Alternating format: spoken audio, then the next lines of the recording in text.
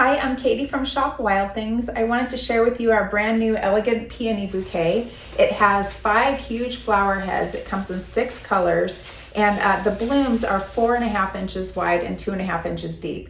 What I really wanted to show you though was how natural these leaves look. They're so beautiful. I hope that's getting captured here. And also the flower heads themselves are different colors. So there are dark variations on the outside, just like a real flower, and then they go up into lighter colors on most of them. Look at this purple. This is unbelievably beautiful, the purple color.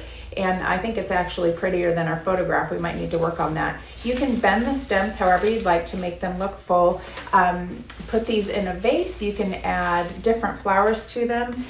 We just got these really beautiful little hydrangea pieces too. So these would be pretty if you put, maybe not these 3 colors together, but just to fill out space, make them extra full.